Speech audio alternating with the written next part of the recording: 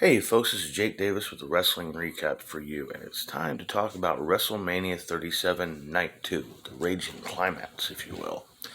I forgot to point out the WrestleMania SmackDown matches on Friday night, yesterday. Ziggler and Rude retained the tag titles in the Fatal 4-Way against Alpha Academy Street Profits and Los Misteriosos. Blink and you miss it Divas match. Nia Jax loses to Tamina by DQ.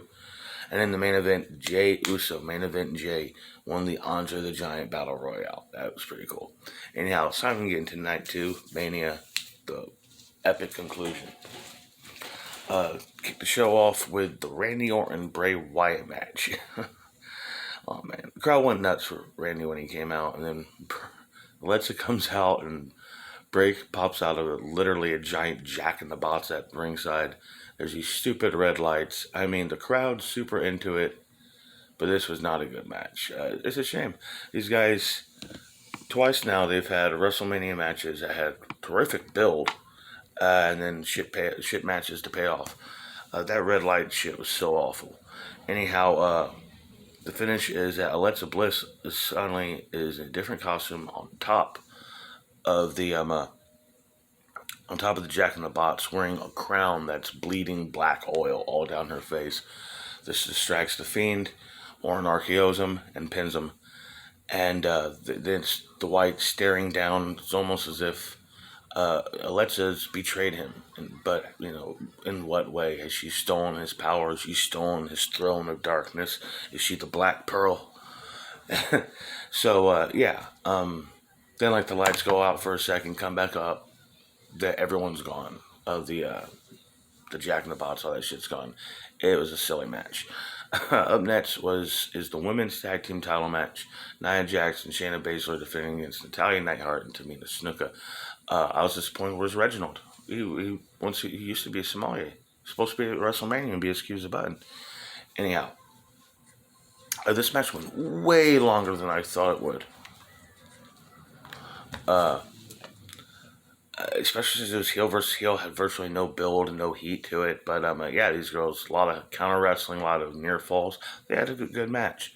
The finish is Natalya locks in the sharpshooter onto Nia Jax, not realizing Shayna's legal. Shayna sneaks up by Nia, gets that Conquista clutch, and chokes out Natalya for the champs to retain. It's a good match. Up next, the Conspiracy Special Attraction Celebrity Match. Kevin Owens versus Sami Zayn with Logan Paul in his corner.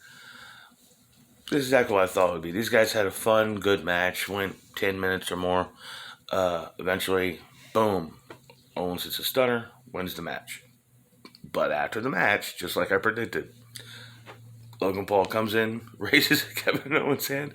Owens looks at him and says, did I tell you could touch me?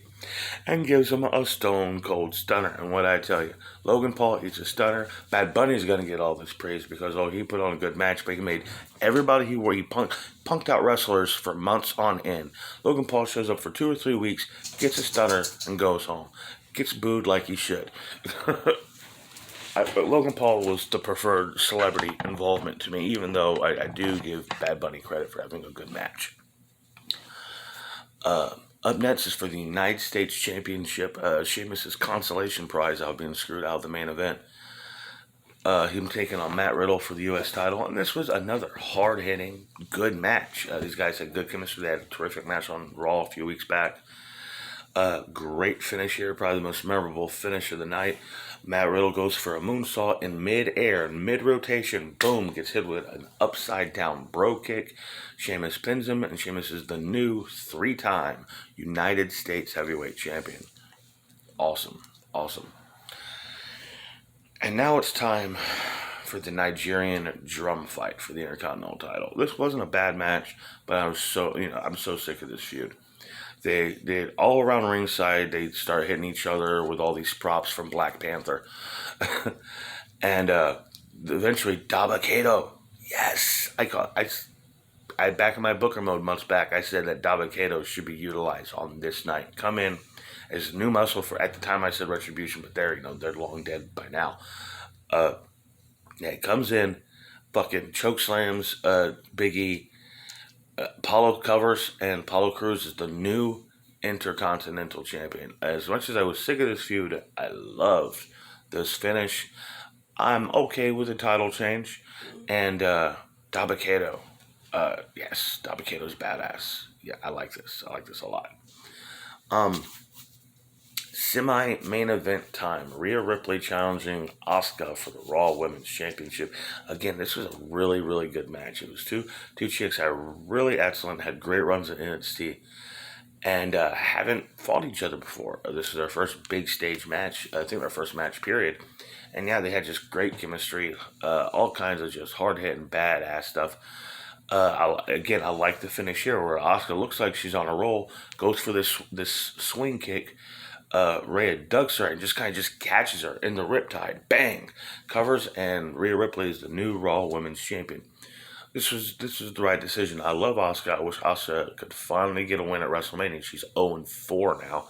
The fuck, y'all.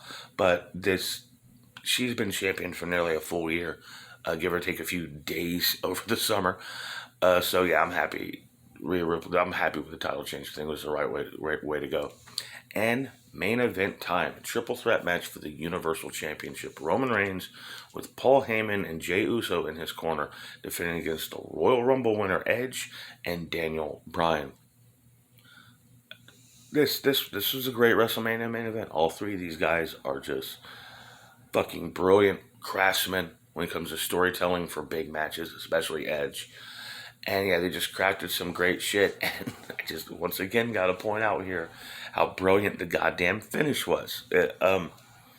Edge hits both guys. Edge hits Daniel Bryan with Concerto, taking him out, and then Roman comes back and hits Edge with the Concerto, then piles them up on top of each other and pins both men at the same time.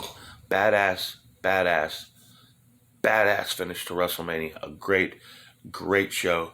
I was moved. I was inspired. I was shocked. I am so fucking filled with joy from this show last night that my damn soul is smiling. This was when they approached it and the hype in it with the sensation like 2 years worth of WrestleMania in one night to make up for everything we all went through this last year. Boy, did WWE step up. One of the finest shows they've ever put on back to back. I mean, the whole week was just phenomenal. I feel like I just got back from Mardi Gras, and that's the sensation you should have. Anyhow, easily an A+ show. I can't wait till next year. I'm Jake Davis, and I'll catch you on the fly.